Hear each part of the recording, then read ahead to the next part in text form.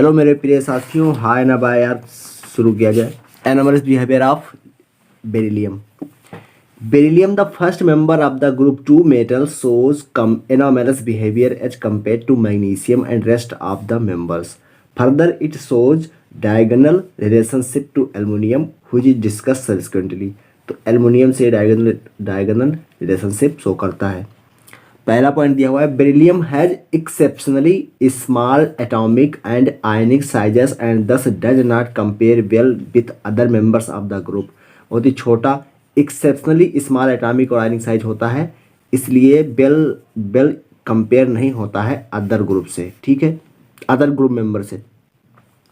Because of high ionisation enthalpy and small size it forms compounds which are largely covalent and get easily hydrolyzed। तो बताइए इसके compound largely covalent क्यों होते हैं? क्योंकि इसके मतलब आयोनाइजेशन एंथैल्पी ज़्यादा होती है और साइज छोटी होती है। क्योंकि इसकी आयोनाइजेशन एंथैल्पी क्या होती है? बहुत ज़्यादा हाई होती है, स्मॉल होता है, हाई होती है, साइज इसकी छोटी होती है। साइज क्या होती है? स्मॉल होती है, बुद्धि छोटी होती है। तो high ionisation enthalpy small size का कारण है कि ये लार्जली कोवेलेंट कंपाउंड बनाता है बेरिलियम, इसलिए दूसरे मेंबर से भिन्नता रखता है, डिफरेंस रखता है। सेकंड पॉइंट कह रहा है, beryllium does not exhibit coordination number more than 4 as in its valence shell there are only 4 orbital. तो बैलेंस सेल में केवल 4 ऑर्बिटल होने के कारण और डी ऑर्बिटल नहीं होने के कारण इसके पास में क्या होता है, एक्सपेंड नहीं कर पाता है, केवल ये एग्जिबिट करता है 4 कोऑर्डिनेशन नंबर, यानी कि 4 से केवल मैक्सिमम 4 से जुड़ सकता है, चार एलिमेंट से मैक्सिमम जुड़ सकता है ये। अगर the remaining number members of the group can have a coordination number of 6 by making use of D orbitals. तो जो रिमेनिंग हो वो कहाँ तक बढ़ा सकते हैं? 6 तक, क्योंकि उनके पास बैकेंड डी ऑर्बिटल होता है। आगे आपका है third point, the oxide and hydroxide of beryllium unlike the hydroxide of other elements of the group are amphoteric in nature. तो ऑक्साइड और हाइड्रा ऑक्साइड इसके क्या होते हैं? एम्फोटेरिक नेचर के होते हैं, और सभी के क्या होते हैं? बेसिक होते हैं। तो सबके बेसिक। तो ए भी क्या है? डिफरेंस है। ए भी का क्या है? डिफरेंस है। तो 3 चीज़ डिफरेंस हमने पढ़ा। पहला पढ़ा कि लार्जली कोवेलेंट कंपाउंड बनाते हैं ये। दूसरा पढ़ा कि डी ऑर्बिटल नहीं होने के कारण ये कोऑर्डिनेशन नंबर 4 तक ही रहते हैं, चाहे 4 से ही जुड़ सकते हैं और अदर जुड़ सकते हैं 6 से, ठीक है, डी ऑर्बिटल का यूज करके। और तीसरा पॉइंट पढ़ा कि इनके हाइड्रोक्साइड और ऑक्साइड क्या होते हैं? एम्फोटेरिक नेचर के होते हैं, जबकि अदर के क्या होते हैं? बेसिक नेचर के होते हैं। तो 3 डिफरेंस हमने पढ़ा। अब अगला पढ़ते हैं हम, diagonal relationship between beryllium and aluminium, यानी कि इनकी समानता किस रूप में है। आखिर समान कैरेक्टर देखेंगे, सिमिलरिटी देखेंगे लिथियम और बेरिलियम में। देखो मैंने बताया था कि डायगोनल रिलेशनशिप के लिए चार्ज टू रेडियस रेशियो या एटॉमिक या आयनिक साइज लगभग बराबर होना चाहिए, तभी शो करेंगे। तो वही बता रहा था, ionic radius of Be+2 is estimated to be 31 picometer. The charge to radius ratio is nearly the same as that of aluminium +3 ion. तो जो चार्ज टू रेडियस रेशियो होगा वो नियरली सेम है Al+3 आयन के। Hence beryllium resembles aluminum in some ways. Some of the similarities are। तो aluminium से resemble क्यों कर रहा है? क्योंकि चार्ज टू रेडियस रेशियो क्या है? बराबर सेम है, नियरली सेम है। नियरली सेम मत भूलना, वाला बिल्कुल समान मत कहना, नियरली सेम है। अब पहला जो सिमिलरिटी है क्या रहा है, like aluminium beryllium is not readily attacked by acid because of the presence of an oxide film on the surface of metal। तो जैसे एल्युमिनियम के ऊपर, जैसे बेरिलियम के ऊपर ऑक्साइड फिल्म बन जाती थी ना, वैसे ही एल्युमिनियम के ऊपर भी ऑक्साइड फिल्म बन जाती है और वो जल्दी अटैक नहीं होते हैं एसिड से। तो अगर ये फिल्म वाली याद करना हो तो याद कर लो, फिक्र नहीं बिकॉज ऑल आर पैसिव। क्या था? फिक्र नहीं बिकॉज ऑल आर पैसिव। तो ये क्या करते हैं? ऑक्साइड बना देते हैं। तो फिक्र यहाँ लिख देते हैं, देखो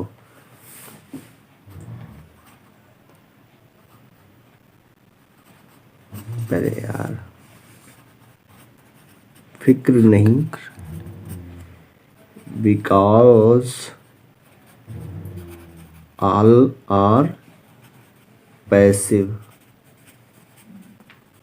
पैसिव मतलब कि चुपचाप बैठे, फिक्र मतलब Fe, क्रोमियम, निकिल, बेरिलियम और कोबाल्ट, ये सब क्या होते हैं, ये अपने ऑक्साइड की फिल्म बना लेते हैं मेरे ऊपर, और ये क्या हो जाते हैं, पैसिव होते हैं, ठीक है।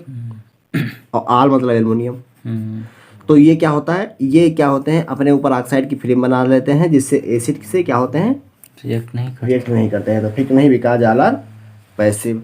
आगे जो दूसरा पॉइंट है वो क्या कह रहा है, beryllium hydroxide dissolve in excess of alkali to give beryllate ion, पढ़ चुके थे आगे ना, एक्सेस ऑफ एल्केली, यहाँ पर ध्यान देना, excess of alkali, excess of alkali होगा तो क्या बनाएंगे, बेराइलेट आयन बनाएंगे, BOH का होल 4 2-। वहीं पर एसिड होता था, एसिड के साथ में रिएक्शन करते थे, क्या बनाते थे, BOH का होल 4 2+ ना, तो BOH का whole 4 2- just as aluminium hydroxide gives aluminate ion, जैसे एल्युमिनियम देता है एल्युमिनेट, AlOH 4-। तो यहाँ ध्यान देना, एक्सेस ऑफ एल्केली अगर होगा तो ये बनाएगा बेराइलेट आयन, BOH का होल 4 2-, और ये बनाएगा एल्युमिनेट आयन, AlOH 4-। तो दोनों लगभग सेम बनाते हैं, ठीक है। थर्ड पॉइंट कह रहा है, the chloride of both beryllium and aluminium have Cl- bridge chloride structure in vapour phase. Vapour phase में दोनों के पास में ब्रिज्ड क्लोराइड स्ट्रक्चर होता है, ठीक है। जैसे BeCl2 हो गया, वहाँ पे AlCl3 हो गया, दोनों में क्या होता है, ब्रिज स्ट्रक्चर होता है, यानी कि दोनों डाइमर बनाते हैं वेपर फेज में। Both the chlorides are soluble in organic solvent and are strong Lewis acid. Beryllium chloride चाहे देख लो और चाहे एल्युमिनियम क्लोराइड, दोनों क्या है, स्ट्रांग लुईस एसिड है। आप ध्यान देना, स्ट्रांग लुईस एसिड है, ओके। और साथ में ये ऑर्गेनिक सॉल्वेंट्स में सलूबल है, क्योंकि ये खुद क्या है, कोवैलेंट है। They are used as a Friedel Crafts catalyst. AlCl3 को यूज देखे होगे कि कैसा होता है, फ्रीडल क्राफ्ट रिएक्शन में यूज किया जाता है। लुईस एसिड को यूज किया जाता है वहाँ पे, क्योंकि वो सब Cl- को खींच लेता है, ठीक है। फोर्थ दिया हुआ है, beryllium and aluminium ions have strong tendency to form complexes.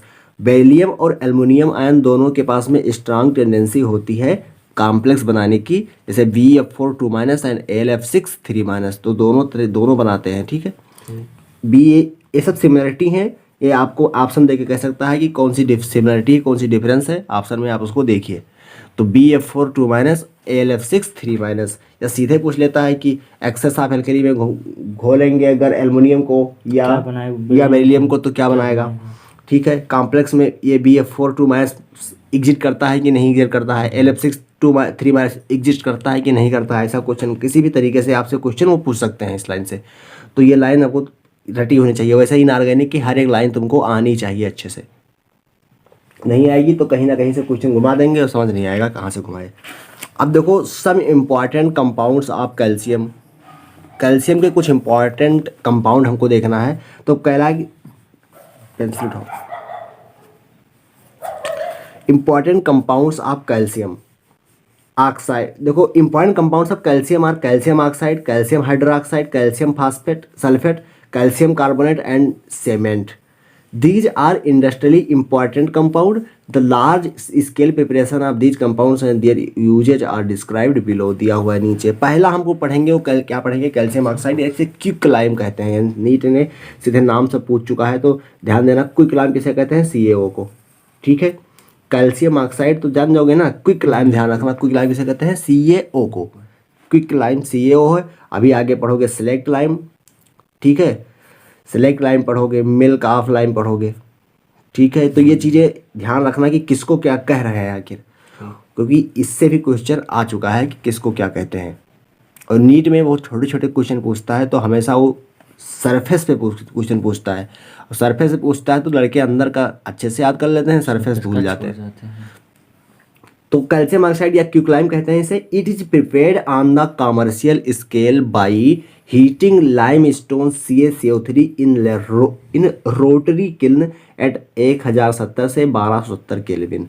तो रोटरी किल्न में क्या करेंगे, CaCO3 जो पत्थर है, ठीक है, चूरा पत्थर, तो CaCO3 को क्या करेंगे, हीट करेंगे और बन जाएगा CO, साथ में CO2 क्या होगी, उड़ जाएगी, और CO2 उड़ेगी, तब क्या, इसके आगे क्या लिखा है, the carbon dioxide is remove as soon as it is produce to enable the reaction to proceed to completion. अब ले चार्ट ले प्रिंसिपल से क्या होगा, ले चार्टले प्रिंसिपल क्या कहता है कि जितना अच्छा अगर हीट देंगे तो ज्यादा कैल्शियम ऑक्साइड बनेगा। हाँ देखो हीट नहीं, यहाँ पे CO2 निकल जाएगा, अगर जल्दी CO2 निकल जाएगा तो ये इधर कम हो जाएगा, इधर कम होगा तो इधर तरफ भागेगी, फॉरवर्ड की तरफ भागेगी अगर CO2 निकल जाएगा।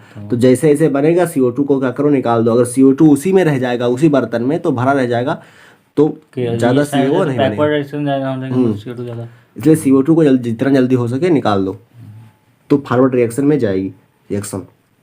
अगर calcium oxide is white amorphous solid, देखो यहाँ भी आ रहा है भाई, व्हाइट मत भूलना है इस ब्लॉक के लिए, व्हाइट एमॉर्फस क्या है, सॉलिड है।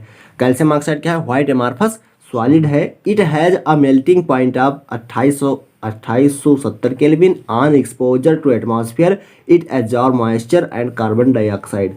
तो कैल्शियम ऑक्साइड होता है जो CaO, अगर इसको हम कर देंगे एटमॉस्फेयर में तो मॉइस्चर को एब्जॉर्ब कर लेगा तो COH का होल टेस्ट बना लेगा ना। अगर कार्बन डाइऑक्साइड को एब्जॉर्ब कर लेगा तो CO3 बना लेगा। तो जो मॉइस्चर को एब्जॉर्ब कर लेता है साथ में ये क्या कर लेता है, कार्बन डाइऑक्साइड को भी। देखो मॉइस्चर को एब्जॉर्ब के लिए COH का होल ट्वाइस बना, अगर कार्बन डाइऑक्साइड को तो CaCO3 बना। आई कर the addition of limited amount, ये ध्यान देना एक इंपॉर्टेंट लाइन है यहाँ से, the addition of limited amount of water breaks the lump of lime. अगर तुम लिमिटेड अमाउंट डालोगे वाटर का तो क्या करेगा, breaks the lump of lime. Lump मतलब जो चमक होती है जो लाइम का, उसको क्या करेगा, ब्रेक करेगा। This process is called Slaking life, इसको क्या कहेंगे, स्लैकिंग ऑफ लाइफ। चूना पत्थर लेकर आओ घर पे, उसमें पानी डाल दो तो क्या करेगा, जब लिमिटेड अमाउंट डालोगे पानी का तो क्या करेगा, ब्रेक करेगा lump of lime. This process is called Slaking of life. Quick lime select with soda, अगर क्विक लाइम को जो यानी कि CaO को सिलेक्ट करोगे सोडा से, गिव सॉलिड सोडा लाइम, तो क्या करेगा, सॉलिड सोडा लाइम देगा। अगर क्विक लाइम तुम CaO रखे हो घर पे, ठीक है, उसमें क्या किया, सोडा मिला दिए तो बनेगा सॉलिड सोडा लाइम। क्या बनेगा, सॉलिड सोडा लाइम बन जाएगा। अब जो चूना खाते हैं ना तो उसमें लिमिटेड अमाउंट का पानी डालते हैं ना, थोड़ा सा ही डाला जाता है पानी, ज़्यादा डाल देंगे तो खराब हो जाएगा पूरा। तो उस लंप ऑफ लाइम उसमें क्या होता है, ब्रेक हो जाता है। क्विक लाइम क्या होता है, सिलेक्ट विद सोडा लाइम, क्या बनाता है, सॉलिड सोडा लाइम। बीइंग ये बेसिक ऑक्साइड, CaO क्या है, बेसिक ऑक्साइड है। It combines with acidic oxide at high temperature. तो अगर बेसिक ऑक्साइड है तो उसको एसिडिक ऑक्साइड से कंबाइन आसानी से कर लेगा और बनाएगा अपना साल्ट। तो CaO plus SiO2 gives out करता है CaSiO3। ये तुम मेटलर्जी में अच्छे से पढ़ोगे स्लैग वाले में, ठीक है। इम्प्योरिटी जब दूर करना होता है ये स्लैग बन गया यहाँ पे, ठीक है। और ये फ्लक्स की तरह कौन, अब देखो जब एसिडिक इम्प्योरिटी होगी तो फ्लक्स कौन होगा, बेसिक वाला। जो बेसिक इम्प्योरिटीज होती है तो फ्लक्स कौन होता है, एसिड वाला, और बना लेता है स्लैग। तो CaSiO3 बनता है स्लैग। ये मेटलर्जी में अच्छे से ये रिएक्शन और अच्छे से पढ़ोगे। तो CaO plus SiO2 gives out करेगा CaSiO3। साथ में देखो P4O10 क्या है, एसिड है ना, और 6CaO प्लस P4O10 तो बना लेगा 2Ca3PO4 का होल ट्वाइस। 2Ca3PO4 का होल ट्वाइस बोन में तुम्हारे पाया जाता है ये कैल्शियम फास्फेट। तो 6CaO प्लस P4O10 तो बनाएगा 2Ca3PO4 का होल ट्वाइस। इसको सीधे इसको रट लो क्या बनाएगा, ठीक है।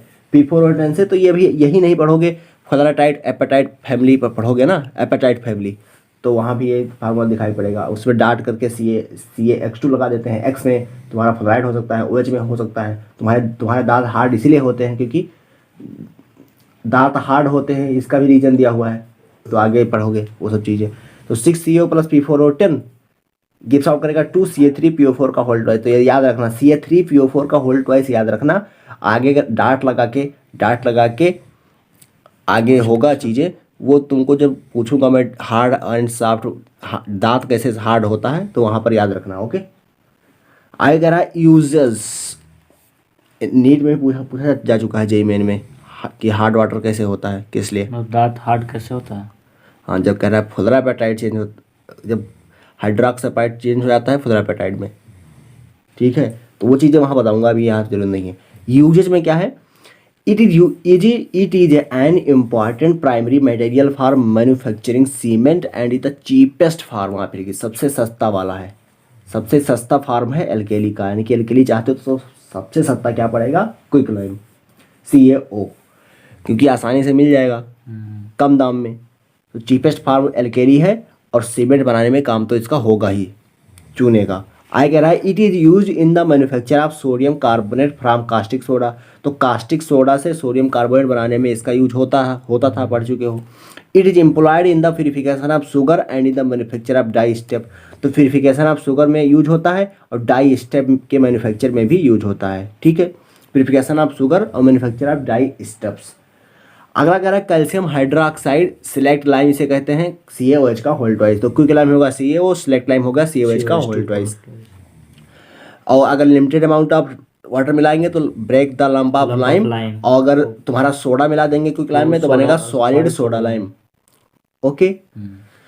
Calcium hydroxide is prepared by adding water to quick lime. तो कैल्शियम हाइड्रोक्साइड आसानी से वो ऊपर ही देख चुके हो रिएक्शन CaO + H2O बनेगा CaOH का होल ट्वाइस ना। तो वाटर मिला देंगे तो बन जाएगा calcium hydroxide. It is white, देखो भैया व्हाइट मत भूलना, सब में व्हाइट व्हाइट आ रहा है ना। व्हाइट एमॉर्फस पाउडर है। क्या है? व्हाइट एमॉर्फस पाउडर है। देखिए हो चूना, व्हाइट एमॉर्फस पाउडर है। It is sparingly soluble in water. Water में क्या होता है? स्प्रेंगली सलूबल होता है। The aqueous solution is known as lime water and the suspension of slaked lime is known as milk of lime. तो देखो जब चूना जो रंगने के लिए लेकर आते हैं तो बर्तन में रखते हैं जब, तो ऊपर वाला सस्पेंशन होता है, ऊपर वाला पानी होता है, नीचे ऐसे मतलब गाढ़ा गाढ़ा होता है। तो जो गाढ़ा होते हैं उसे मिल्क ऑफ लाइम कहते हैं। क्या कहते हैं? Milk of lime. ये पूछ चुका है नीट में, मिल्क ऑफ लाइम कहते हैं। और जो ऊपर वाला होते हैं उसे कहते हैं वाटर लाइम, उसे कहते हैं लाइम वाटर। क्या कहते हैं? Lime water. तो ये वाटर जैसा है ना, वाटरी है तो लाइम वाटर हो गया। और नीचे वाला क्या हो गया? मिल्क ऑफ लाइम हो गया। मिल्क मतलब उसका जो गाढ़ा गाढ़ा चीज नीचे बैठ गया वो क्या होता है? मिल्क ऑफ लाइम होता है। मिल्क ऑफ लाइम और सस्पेंशन ऑफ लाइम समझ में आया? जो ऊपर होगा वाटर जैसा वो क्या होगा? लाइम वाटर होगा। और जो नीचे बैठ जाएगा उसे कहेंगे milk of lime. Milk of lime. Quick lime क्या होता है? Quick lime calcium oxide. Calcium CaO। और बताओ सिलेक्ट लाइम क्या होता है? Calcium hydroxide. Calcium hydroxide. और लाइम वाटर क्या होता है? Lime water. सस्पेंशन की सुपरनेंट। लाइम वाटर जो होता है वो तो ऊपर वाला भाग हाँ होता है। सुपरनेंट होता है। और सस्पेंशन क्या होता है? जो नीचे बैठ जाता नीचे है, जो अवक्षेपित होता है प्रेशर। Milk of lime. ठीक है। अब तुम्हारा है आगे कह रहा है when carbon dioxide is passed when carbon dioxide is pass through lime water it turns milky due to the formation of calcium carbonate. देखो अगर कैल्शियम हाइड्रोक्साइड है CO2 डालोगे तो CaCO3 बनेगा। ओके प्लस H2 वाटर निकल जाएगा। अब देखो अगर एक्सेस ऑफ CO2 मिलाएंगे तो फिर कैल्शियम बाइकार्बोनेट चेंज हो जाएगा। ये ध्यान देना। हाँ कल उस दिन बताए थे। उस दिन ही बताए थे। On passing excess of carbon dioxide the precipitate dissolve to form calcium hydrogen carbonate. तो CaCO3 + CO2 + H2O तो बन जाएगा CaHCO3 का होल ट्वाइस। देखो CaCO3 होता है मिल्की कलर, ठीक है। तो इसको हम लेबोरेटरी में टेस्ट करते हैं। हमको क्या करते हैं? CaOH का होल ट्वाइस में CO2 मिलाते हैं तो मिल्की कलर का आता है। हमने किया है वैसे, अच्छे से किया है सब चीज़ें। हमने भी किया। तो इसको मिल्क कलर का आता है, दूधिया कलर का। लेकिन जब एक्सेस ऑफ CO2 ज़्यादा देर तक रखे रहते हो तो जो मिल्की कलर होता है वो डिसअपियर हो जाता है क्योंकि बन जाता है calcium bicarbonate. Okay calcium bicarbonate बन जाता है CaHCO3 का whole twice. Milk of lime आगे कह रहा है milk of lime react with chlorine to form hypochlorite it constitute a bleaching powder. तो मिल्क ऑफ लाइम होगा। मिल्क ऑफ लाइम को यहाँ ध्यान देना। मिल्क ऑफ लाइम हमने मिल्क ऑफ लाइम किसका पार्ट देखा था? कैल्शियम हाइड्रोक्साइड का दो पार्ट बने थे ना। हाँ एक सस्पेंशन वाला, एक सस्पेंशन एक सुपरनेंट। तो सस्पेंशन को कहते थे lime water, milk of lime, और सुपरनेंट को कहते थे लाइम वाटर। तो लाइम मिल्क ऑफ लाइम जो मिल्क होगा यानी कि नीचे जो बैठा है, जो सस्पेंशन नीचे बैठा है उसको रिएक्शन करा रहे हैं, ठीक है, Cl2 से, ना कि लाइम वाटर को। ध्यान देना। तो मिल्क ऑफ लाइम को रिएक्शन करा रहे हैं Cl2 से यानी कि क्लोरीन से। तो बन जाता है हमारे पास में ब्लीचिंग पाउडर। क्या बन जाता है? Bleaching powder. और ब्लीचिंग पाउडर का कॉन्स्टिट्यूट ध्यान देना, ये तीनों हैं। अगर कोई तुमसे पूछे कि कॉन्स्टिट्यूट्स ऑफ ब्लीचिंग पाउडर तो तुमको तीनों बनाना है। CaCl2 CaOCl का होल ट्वाइस + 2H2O। अकेला यही नहीं बता देना है कि CaOCl का होल ट्वाइस। देखो तो 2CaOH का whole twice + 2Cl2 gives out करेगा CaCl2 + CaOCl का होल ट्वाइस + 2H2O।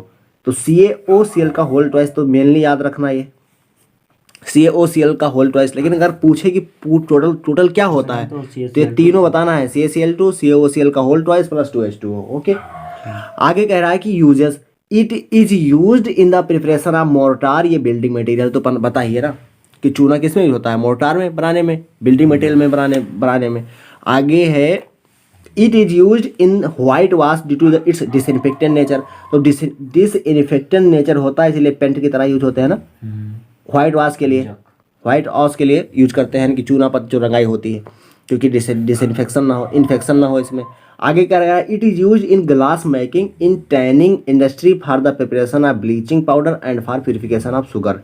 तो ये तुम्हारा ग्लास मेकिंग में भी यूज होता है, टैनिंग में भी यूज होता है, और प्रिपरेशन ऑफ ब्लीचिंग पाउडर तो भी देखे ही, और प्यूरिफिकेशन ऑफ शुगर में भी। शुगर में क्यों यूज होता है, ये वाला देखो, इसके लिए यूज होता है शुगर में, क्योंकि शुगर में इसलिए कहते हैं शुगर में क्या पड़ता है, हड्डी पड़ता है ना, सब कहते हैं ना कि हड्डी पड़ता है शुगर में, हड्डी से प्यूरिफाई होता है।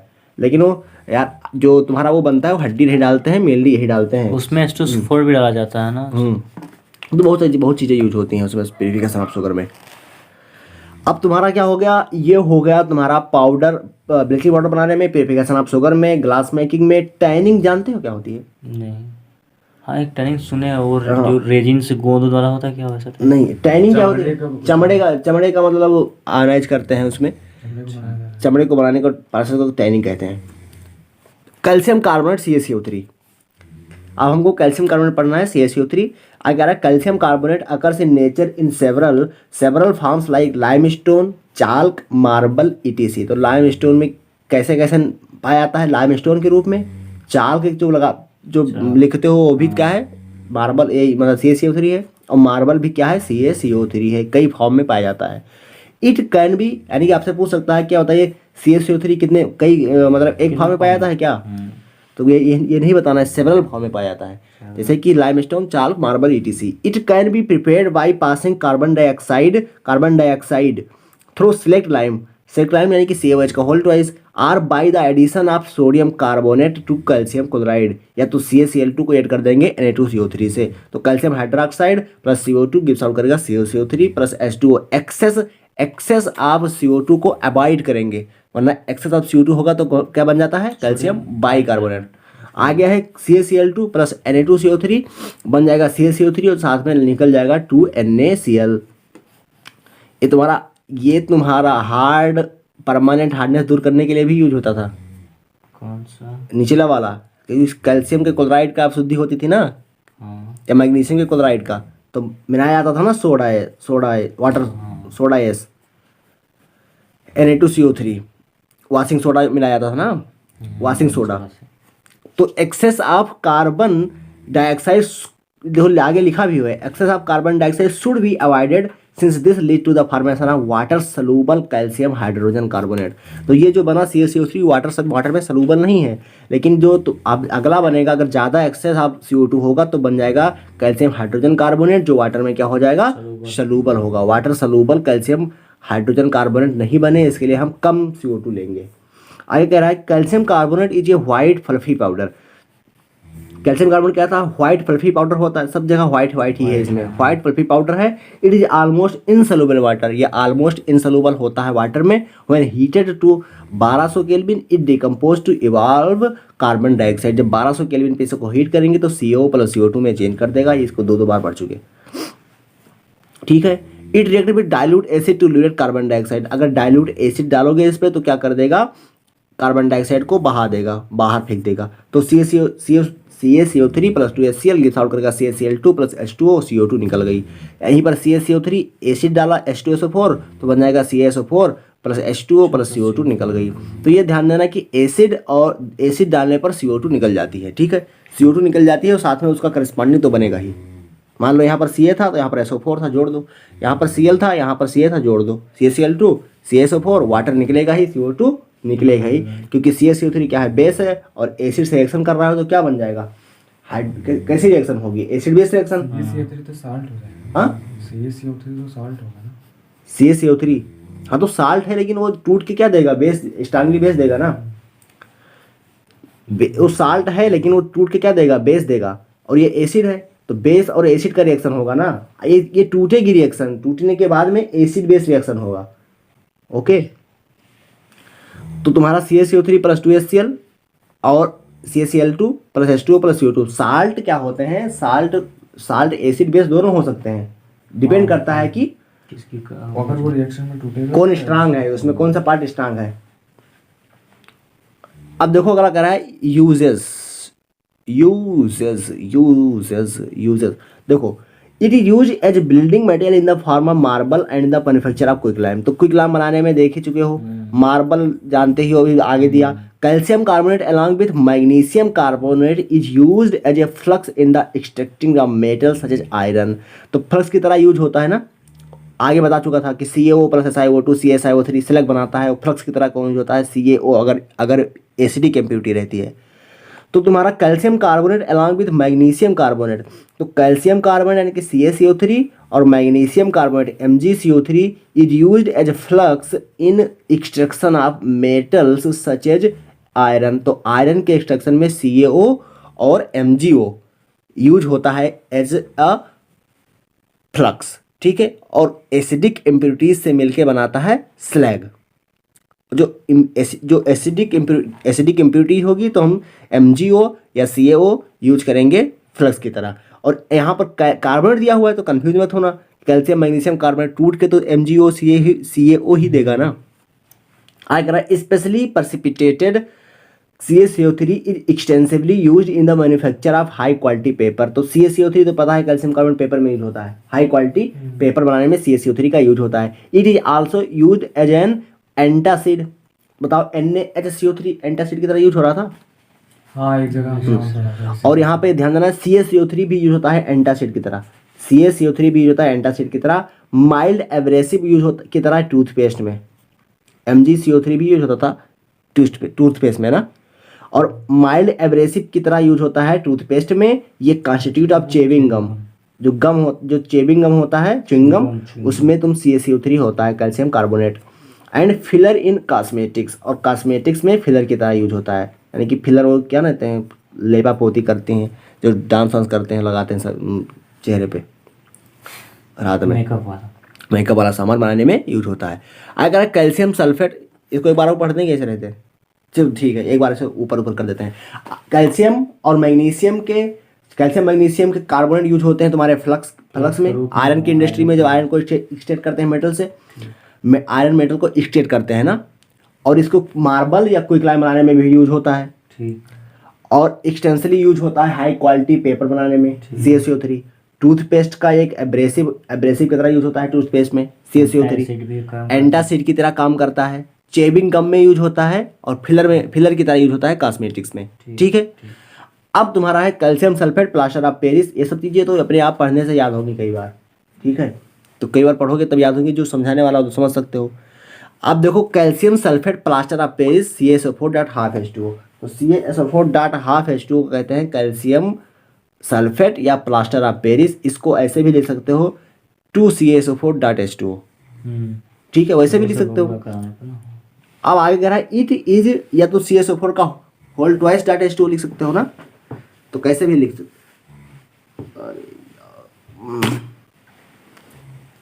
तो इसको लिख सकते हो 2Ca, या आगे लिखा भी हुआ है। आगे कह रहा है it is hemihydrate of calcium sulphate. Calcium sulphate का हेमी हाइड्रेट है, यानी कि आधा वाटर वाला। It is obtain when gypsum का फार्मूला क्या है, CaSO4.2H2O is heated to 393 kelvin. तो 393 केल्विन पे जब जिप्सम को हीट करोगे तो बन जाएगा प्लास्टर ऑफ पेरिस ना। 2CaSO4.2H2O, देखो इसका भी अलग अलग याद रखना है। यहाँ पर 2 मोल है ना, और यहाँ CaSO4.2H2O जिप्सम है, और जिप्सम को हीट करिए तो बन जाएगा 2CaSO4.H2O। .H2O ध्यान देना, क्योंकि प्लास्टर ऑफ पेरिस में .H2O रहेगा। यहाँ पे 2 से कंफ्यूज मत होना, यहाँ 2 आगे लगा सकते हो। 2CaSO4.H2O प्लस 3H2O, ये क्या बन गया प्लास्टर ऑफ पेरिस, जब 393 केल्विन पे हीट किया। आएगा above 393 kelvin no water of crystallization is left and anhydrous calcium sulphate CaSO4 is formed. This is known as dead burn plaster. तो डेड बर्न प्लास्टर क्या है, जब 393 केल्विन के ऊपर हीट कर दोगे तो तुम्हारा डेड बर्न प्लास्टर प्राप्त होगा, उसमें कोई भी वाटर मॉलिक्यूल नहीं होगा। अगला क्या है, it has a remarkable property of setting with water, water के साथ में सेट हो जाता है, आसानी से बैठ जाता है। On mixing with an adequate quantity of water it forms a plastic mass that gets into a hard solid in 5 to 15 minute. तो 5 से 15 मिनट में क्या हो जाएगा, सेट हो जाएगा, यानी कि प्लास्टिक मास में चेंज हो जाएगा। ओके, तुम्हारा जो प्लास्टर ऑफ पेरिस होता है। अगला कह रहा है uses, the largest use of plaster of Paris in the building industry as well as plasters. तो प्लास्टर बनाने में, प्लास्टर करने में और बिल्डिंग इंडस्ट्री में यूज होता है। जो हाथ पैर टूटता है तब भी इसका इसी का प्लास्टर किया जाता है। अगर it is used for immobilising the affected part of organ where there is bone fracture और स्प्रेन। तो बोन फ्रैक्चर या स्प्रेन होता है तब इसी का प्लास्टर चढ़ाते हैं, प्लास्टर ऑफ पेरिस का। It is also employ in dentistry in ornamental work and for making cast of statue and bust. तो स्टैचू और बस्ट बनाने में इसका यूज होता है, साथ में डेंटिस्ट्री में यूज होता है, जिसका दांत वाँत टूट जाता है ना, उसको आर्टिफिशियल दांत बनाने में, ठीक है। और ऑर्नामेंटल वर्क में भी यूज होता है इसका। आगे सीमेंट, मतलब वो मलहम उलहम। ऑर्नामेंटल मतलब कि सजावट के काम में, ठीक है, ऑर्नामेंटल में सजावट के काम में। आगे कह रहा है सीमेंट। अब सीमेंट क्या है, सीमेंट देखते हैं। Cement is an important building material. It was first introduce in England in 1824 by Joseph Aspdin. तो जोसेफ असफद्दीन द्वारा इंट्रोड्यूस किया गया था इंग्लैंड में 1824 सबसे पहली बार। आगे क्या कह रहा है, it is also called Portland cement because it resembles with the natural limestone quarried in the isle of Portland England. तो बताओ पोर्टलैंड सीमेंट इसे क्यों कहते हैं? क्योंकि जो होता है ना ये लाइमस्टोन के जैसे रहता है। नहीं, क्योंकि पोर्टलैंड इसलिए आप पोर्टलैंड इंग्लैंड ने जो पाया था पत्थर उससे रिसेंबल करता है। जो इसलिए आप पोर्टलैंड एक जगह है, इसलिए आप पोर्टलैंड इंग्लैंड में एक जगह है, वहाँ पे पत्थर पाए जाते हैं, नेचुरल लाइमस्टोन के पत्थर पाए जाते हैं, उनसे रिसेंबल करता है ये सीमेंट, इसीलिए इसे कहते हैं पोर्टलैंड सीमेंट, ठीक है। ये पूछा जा सकता है लाइन, क्यों आखिर पोर्टलैंड सीमेंट कहते हैं। आगे है cement is a product obtain by combining a material rich in lime.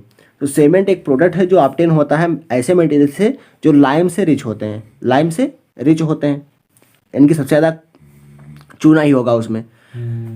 CaO with other material such as clay which contains. तो CaO होगा और अदर मटेरियल होगा सीमेंट में जो कंटेन करेगा क्ले में क्या होता है, सिलिका होता है SiO2 along with the oxide of aluminium, iron and magnesium. तो क्ले लेते हैं, क्ले में क्या होता है, सिलिकन के ऑक्साइड होते हैं, एल्युमिनियम होता है, एल्युमिनियम के ऑक्साइड होते हैं, आयरन के ऑक्साइड होते हैं और मैग्नीशियम के ऑक्साइड होते हैं। आगे लिखा भी हुआ है the average composition of Portland cement is. तो average composition of Portland cement दिया हुआ है, इसको अलग से लिख लेना कहीं। देखो यहाँ से यहाँ तक ये पूछा जा सकता है कितना क्या होता है, उससे भी पूछा नहीं गया जल्दी। तो देखो CaO होता है तुम्हारा 50 से 60%। CaO सबसे ज़्यादा चूना ही होगा, सबसे ज़्यादा चूना होता है CaO 50 से 60%। सिलिका होता है, बालू होता है, SiO2 होता है 20 से 25%। Al2O3 होता है 5 से 10%। MgO होता है 2 से 3%। Fe2O3 होता है 1 से 2%। SO3 होता है 1 से 2%। CaO होता है 50 से 60%। SiO2 होता है 20 से 25%। Al2O3 5 से 10%। MgO 2 से 3%। Fe2O3 1 से 2% एंड SO3 होता है 1 से 2%।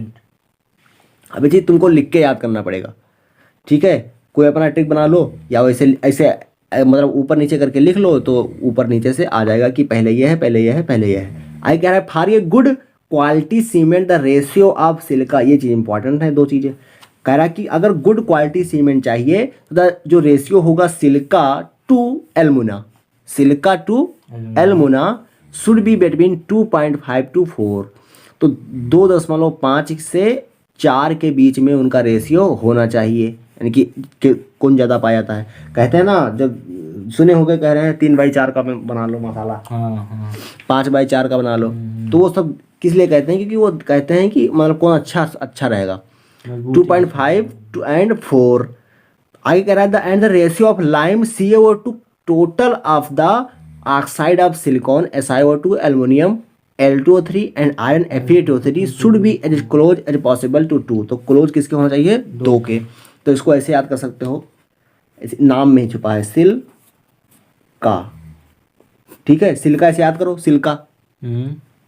सिल मतलब सिल पहला तुम्हारा सी है, तो सी मतलब SiO2 ना, और ला मतलब एल्यूमिनियम की ऑक्साइड यानी कि L2O3, तो इसे करना सिल पहले SiO2 अपान L2O3, पहला 2 हो गया, ठीक है, सिल और का, तो सिल ये तुम्हारा होना चाहिए पहले कम वाला होगा 2.524, 4 ठीक है। अब उसके बाद में का मतलब CaO, कैल्शियम वाला, आ मतलब आल, ठीक है, CaO आ मतलब आल, तो आल यहाँ पर कर दो SiO2 Si के प्लस एल्युमिनियम के और प्लस आयरन के, ये तुम्हारा किसके बराबर होना चाहिए, 2 के बराबर लगभग होना चाहिए, ओके। तो इसको याद कर सकते हो। आगे कह रहा है the raw material for the manufacture of cement are limestone and clay, तो ये पूछ सकता है कि रॉ मटेरियल बताओ, जो सीमेंट बनाने के काम आता है। हाँ, तो रॉ मटेरियल कौन होता है, लाइमस्टोन और क्ले होता है, लाइमस्टोन और क्ले होता है। When clay and lime are strongly heated together they fuse and react to form cement clinker, जब इनको स्ट्रांगली हीट किया जाएगा साथ में तो बन जाएंगे सीमेंट क्लिंकर बन जाएगा, okay. This clinker is mixed with 2 to 3% by weight of gypsum CaSO4.2H2 to form cement, जो क्लिंकर होगा उसमें 2 से 3% जिप्सम बनाएंगे और ये बन जाएगा सीमेंट, ओके। तो जब लाइमस्टोन क्ले को जो कच्चा माल है उसको क्या करेंगे, हीट करेंगे तो सीमेंट क्लिंकर बनेगा। सीमेंट देखो ध्यान देना, लाइमस्टोन क्ले को जब हीट करेंगे तो सीमेंट क्लिंकर बनता है ना कि सीमेंट, और जब उसको उसमें 2 से 3% जिप्सम मिलाते हैं तो बन जाता है cement. 10 important ingredient present in Portland cement are dicalcium silicate Ca2SiO4 26% होता है, Ca2SiO4 26% होता है, Ca3 दिख नहीं रहा है ट्राई कैल्शियम, Ca3SiO5 तुम्हारा 51% होता है एंड ट्राई कैल्शियम एल्युमिनेट होता है 11%। तो देखना ट्राई सबसे बड़ा ही दिख पड़ा है ना, ट्राई कैल्शियम सिलिकेट 51% है, उसके बाद में डाई कैल्शियम सिलिकेट तुम्हारा कितना है 26% है, और ट्राई कैल्शियम एल्युमिनेट कितना है 11%। तो ये ध्यान देना, सिलिका ज़्यादा मात्रा में पाया जाता है देन किसके, एल्युमिनियम का ऑक्साइड के लिए SiO2 ज़्यादा होता है L2O3 की तुलना में, तो इसको याद कर सकते हो। 51% होगा ट्राई कैल्शियम सिलिकेट, 26% होगा डाई कैल्शियम सिलिकेट और 11% होगा ट्राई कैल्शियम एल्युमिनेट। इसको फार्मूला भी पूछा जा सकता है मैचिंग टाइप के लिए, मैचिंग टाइप में दे सकता है कितना परसेंट कौन आ जाता है। तो याद रखना Ca3SiO5 है, Ca2SiO4 है और Ca3L2O6 है। यार ये ऐसे याद करना, Ca2SiO4 तो याद ही रहेगा, सिलिकॉन का होता है SiO4, तो Ca2SiO4 अगर Ca3 करोगे तो एक ऑक्सीजन भी बढ़ा देना Ca3SiO5, ठीक है, और एक Ca बढ़ाया तो एक ऑक्सीजन बढ़ा देना, तो Ca3SiO4 बन जाएगा। अब साथ में तुम्हारा Ca3 तो याद ही रहेगा कैल्शियम, और एल्युमिनेट तो ऐसे लिखना है L2O6 तो ऐसे लिखना है, L2O3 होता है वैसे उसमें जो 5 से 10% आता है, लेकिन यहाँ पर ध्यान देना L2O6 है, Ca3L2O6 है 11%, 51% Ca3SiO5 है, 26% Ca2SiO4 है, 11% Ca2L2O6 है। मैचिंग टाइप में पूछ सकता है या वैसे ही पूछ सकता है, कुछ उसका जैसा मन होगा एग्जामिनर का वैसे ठोकेगा। आगे कह रहा है setting of cement, when mixed with water the setting of cement takes place to give a hard mass, this is due to the hydration of molecules of the constituents and their rearrangement. The purpose of adding gypsum is only to slow down the process of setting of the cement so that it gets sufficiently hardened. देखो जो setting of cement होता है क्या होता है, highly exothermic process होता है ना, अगर जल्दी जल्दी सेट हो जाता है तो दरारें पड़ जाती हैं, तो दरारें ना पड़े, जल्दी सेट ना हो, इसके लिए हम जिप्सम मिलाते हैं कि उसका जो सेटिंग टाइम है उसको क्या करें, बराबर कर दे, बैलेंस कर दे। हाँ, जिप्सम का जो सेटिंग टाइम है उसको स्लो डाउन कर दे, तो कह रहे हैं slow down the process of setting of cement. तो सेटिंग ऑफ सीमेंट का टाइम है उसको क्या करें, स्लो कर दे, यानी कि 1 घंटे में अगर सेट हो रहा है तो 2 घंटे में सेट हो, इसलिए जिप्सम डाला जाता है, ओके। वरना अगर जल्दी जल्दी करेगा तो एक्सोथर्मिक प्रोसेस है, और एक्सोथर्मिक प्रोसेस होने के कारण एनर्जी निकलेगी, इससे सीमेंट में दरारें पड़ जाती हैं। इसीलिए मिस्त्री कहता है कि इसको पानी डालते रहना, पानी डालते रहोगे तो दरारें नहीं पड़ेंगी। आई कह रहा uses, cement has become a commodity of national necessity for any country next to iron and steel.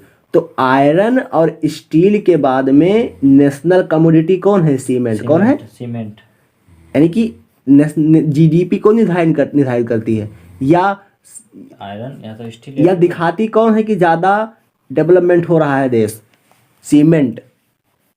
भाई सीमेंट जितना खरीदी जा रही है उतना घर बन रहे होंगे, और घर बन रहे होंगे तो मतलब डेवलपमेंट हो रहा है कि नहीं हो रहा है। तो नेशनल कमोडिटी है कौन, आयरन और स्टील के बाद में कौन है, सीमेंट, और सीमेंट के बाद पढ़ोगे H2SO4, ठीक है। तो आयरन और स्टील और तुम्हारा सीमेंट, तो आयरन स्टील के बाद सीमेंट है, और इसके बाद में H2SO4 पढ़ोगे कि वो भी नेशनल कमोडिटी है। वो भी बताती है कि कितना देश आखिर आगे बढ़ रहा है, कितना यूज हो रहा है H2SO4 का। तो कितना सीमेंट का यूज हो रहा है, कितना H2SO4 का यूज हो रहा है, कितना आयरन का यूज हो रहा है, कितना स्टील का यूज हो रहा है, ये किसी कंट्री की कमोडिटी को बताती है कि वो कितना डेवलप कर रहा है कंट्री। ये ध्यान रखना, स्टील आयरन, यहाँ पे स्टील आयरन दिया हुआ है, साथ में सीमेंट और H2SO4 भी ब्लॉक में पढ़ोगे। तो ये ऐसे कहीं लिख लो, या तो आयरन स्टील सीमेंट और H2SO4 तुम्हारा नेशनल कम्युनिटी के लिए इम्पोर्टेंट। नेशनल कम्युनिटी में कैसे इम्पोर्टेंट? H2SO4 भाई हर एक चीज अधिकांश में यूज होता है H2SO4 सॉल्वेंट की तरह। H2 अभी एपी ब्लॉक पढ़ोगे उसमें साफ साफ लिखा हुआ है। हाइड्रोजन पढ़े थे वहाँ पे दिया था हाईली यूजफुल केमिकल HCl दिया हुआ था। हाँ हाइड्रोजन जब हम लोग पढ़ रहे थे, हाँ, तो हाईली यूजफुल होता है, वो हाईली यूजफुल होता है, लेकिन H2SO4 जब आगे पढ़ोगे तो उसमें भी लिखा हुआ है H2SO4 में कि नेशनल कमोडिटी इस पे निर्धारित होती है। मतलब कितना मार्क है वो डिपेंड करता है। तो ज़्यादा अगर H2SO4 की मार्क होगी, यानी कि ज़्यादा तुम्हारे पास में इंडस्ट्रीज होंगी, ज़्यादा तुम्हारे पास केमिकल बन रहे होंगे, ज़्यादा खपत होगी H2SO4 की। तो जितना ज़्यादा खपत होगी H2SO4 की, उतना ज़्यादा समझ लो तुम डेवलप कर रहे हो, डेवलपिंग कंट्री है, ठीक है। तो 4 चीज़ें मैंने तुमको बताया, मैं एक जगह बता दिया है, वरना फिर अलग अलग पढ़ाते, ठीक है। It is use in the concrete and reinforced concrete, RCC, reinforce concrete ना। तो ये जो है जो सीमेंट यूज होता है कंक्रीट में, एंड रेनफोर्स कंक्रीट कहते हैं ना RCC। तो RCC का फुल फॉर्म क्या होता है, reinforce concrete. In plastering and in the construction of bridges, dams and building बनाने में यूज होता है। Biological importance of magnesium and calcium, तो बायोलॉजिकल इंपॉर्टेंस देख लेते हैं कैल्शियम एंड मैग्नीशियम का। An adult body contains about 25 gram magnesium and 1200 gram calcium, compared with only 5 gram of iron and 0.06 gram of copper. The daily requirement in the human body has been estimated to be 200 से 300 milligram. तो जो daily requirement होगा human body में वो 200 से 300 milligram होता है। तो तुमको पता था कि 170 ग्राम पोटेशियम पढ़ चुके हो, 90 ग्राम सोडियम पढ़ चुके हो, तो इसका आर्डर लिख सकते हो ना। सबसे ज़्यादा क्या होगा, कैल्शियम 1200 ग्राम ना, उसके बाद में तुम्हारा पोटेशियम, उसके बाद में होगा सोडियम, उसके बाद में होगा मैग्नीशियम, उसके बाद में होगा तुम्हारा कॉपर और आयरन, और उसके बाद में होगा कॉपर। ये तुम्हारा आर्डर है कंप्लीट, जो तुमको जो बॉडी को यूज होता है, जो बॉडी को चाहिए। कैल्शियम पर पोटेशियम कितना होता है, 1200 ग्राम ये होता है, 170 ग्राम ये होता है, 90 ग्राम ये होता है, और 25 ग्राम होता है मैग्नीशियम, और आयरन होता है तुम्हारा 5 ग्राम, और कॉपर तुम्हारा होता है तुम्हारा 0.06 ग्राम रिक्वायरमेंट होता है डेली। मतलब ये तुम्हारा नॉर्मल हेल्दी 70 किलोग्राम एलिमेंट हो, हाँ, कंटेन करता है एक ह्यूमन बॉडी, इतना रहता है उसमें। अब कह रहा है कि डेली रिक्वायरमेंट का कितना होता है, 200 से 300 मिलीग्राम। आगे कह रहा है ऑल एंजाइम, ये क्वेश्चन पूछ चुका है, all enzyme that utilize ATP in phosphate transfer require magnesium H cofactor. तो ये क्वेश्चन पूछ चुका है मैग्नीशियम, ठीक है।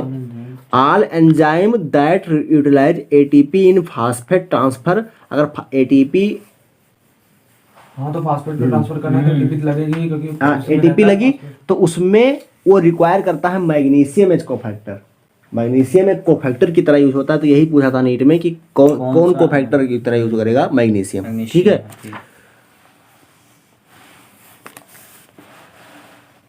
आगे क्या दिया हुआ है, कह रहा है कि the main pigment for the absorption of light in plants is chlorophyll which contains magnesium. तो क्लोरोफिल में क्या होता है, मैग्नीशियम पता है। About 99% of the body calcium is present in bones and teeth. तो 99% जो कैल्शियम है किसमें प्रेजेंट है, बोन और टीथ में। It also play important role in neuromuscular function, interneural transmission, cell membrane integrity and blood coagulation. तो calcium किसमें किसमें फंक्शन कर रहा है, न्यूरोमस्कुलर फंक्शन में कर रहा है ना, इंटरन्यूरल ट्रांसमिशन में कर रहा है, सेल मेम्ब्रेन इंटरजिटी में कर रहा है, ब्लड कोगुलेशन में कर रहा है। अगर the calcium concentration in plasma is regulated at about 100 milligram पर लीटर। जो प्लाज्मा में कैल्शियम लेवल कंसंट्रेशन होता है वो मेंटेन होता है, रेगुलेटेड एट अबाउट यानी कि 100 मिलीग्राम पर लीटर में बना रहता है, रेगुलेट होता है। अगर it is maintained by 2 hormones, ये 2 हार्मोन से होता है जानते ही, तो पैराथाइड हार्मोन और कैल्सिटोनिन वाला। 2 hormones calcitonin and parathyroid hormone. तो ये तो तुम्हारे बायोलॉजी का हो गया, कैल्सिटोनिन एंड पैराथाइड हार्मोन द्वारा होता है उसका मतलब। अच्छा, पैराथाइड द्वारा हाइपर कैल्सियमिक है कि हाइपो, पैराथाइड। एक बार फिर से बोलिए। पैराथायराइड हार्मोन तुम्हारा हाइपर कैल्सियमिक है कि हाइपो, मतलब कैल्शियम बढ़ाता है कि घटाता है, हाइपर कैल्शियमिक है। कैल्शियम बढ़ाता है यानी कि, और ये कैल्सिटोनिन हाइपोकैल्सियम, तभी तो दोनों बैलेंस करते हैं एक दूसरे को। और पैराथायराइड तुम्हारा क्या करता है, कैल्शियम को बढ़ाता है यानी कि हड्डी को डिसॉल्व कर देगा, ठीक है, हड्डी को गलाता है। कौन है, पैराथायराइड हार्मोन। अगर है डू यू, ऐसा भी पूछ सकता है कि बताइए ऐसा कौन सा वो है जो मतलब हड्डी को गलाता है। नहीं ऐसा तो नहीं पूछेगा, पैराथाइड। हाँ तो पैराथाइड हार्मोन है ना, हड्डी को गलाता है ना, कैल्शियम निकाल लेता है।